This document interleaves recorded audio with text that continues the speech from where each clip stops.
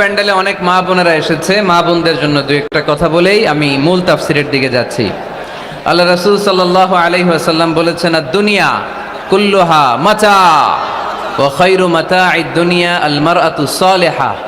এই দুনিয়াতে যা দেখা যায় সব সম্পদ, বাড়ি গাড়ি, ব্যাংক ব্যালেন্স, ফ্যাক্টরি, এগুলো সম্পদ। দু চোখে যা দেখো সব সম্পদ। আর এই সব সম্পদের মধ্যে শ্রেষ্ঠ সম্পদ হচ্ছে নেককার নারী। সুবহানাল্লাহ পড়তে পারলেন না? এ দুনিয়ার যত সম্পদ আছে সব সম্পদের মধ্যে শ্রেষ্ঠতম সম্পদ হচ্ছে নেককার নারী, যেটা টাকা দিয়ে কেনা যায় না। তাই আমি বলি, নারীদের পেট হচ্ছে এটা খনির মতো। খনি, আপনারা কি তেলের খনির নাম শুনেছেন? তেলের খনি, গ্যাসের খনি, কয়লার খনি, সোনার খনি, হীরার খনি। তো এই খনিগুলোর মতো আমাদের মা বোনদের পেটগুলো খনি। এই মা বোনদেরকে যদি আমরা কোরআন শিখাই, হাদিস শিখাই, ইসলামী সাহিত্য পড়তে দেই, ইসলামী তাহাদিব, তামাদ্দুন, শিষ্টাচার, ভদ্রতা যদি তাদেরকে শিখাই, কোরআন সুন্নাহর আলোকে যদি তাদেরকে আমরা যত্ন নেই, তাহলে এই নারীদের পেট থেকে বড় বড় আল্লাহর ওলি বের হবে, আলোকিত মানুষ বেরোবে, হাফেজে কোরআন বেরোবে, মুফাসসিরে কোরআন বেরোবে।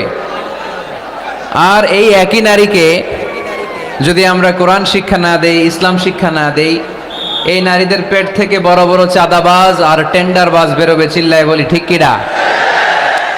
এদের পেট থেকে বেরোবে বড় বড় দুর্নীতিবাজ, যারা দেশের টাকা, হাজার কোটি টাকা পাচার করে দেয় বিদেশে। এরকম আছে না নাই? এজন্য এই নারীদের পেটটা খনি, যত্ন নিতে হবে এদেরকে কোরআন দিয়ে, সুন্নাহ দিয়ে। তাদেরকে জন্য ইসলামী লেকচার পড়ার সুযোগ করে দেয়, ইসলামী বই পড়ার সুযোগ করে দেয়। ইসলাম বলেছে, খায়রুকুম মান বুখিরা বিল উনসা। যে ঘরের প্রথম সন্তান কন্যা, ওই ঘরটারে বরকত দিয়ে ভরে দেয় কে? আপনাদের ঘরে সর্বপ্রথম মেয়ে হয়েছে কার কার? দেখি প্রথম মেয়ে কার? মাশাআল্লাহ, আমারও দুই মেয়ে, আপনারও দুই মেয়ে। মাশাআল্লাহ, হাত নামান চুয়াডাঙ্গার ভাইরা, হাত নামান।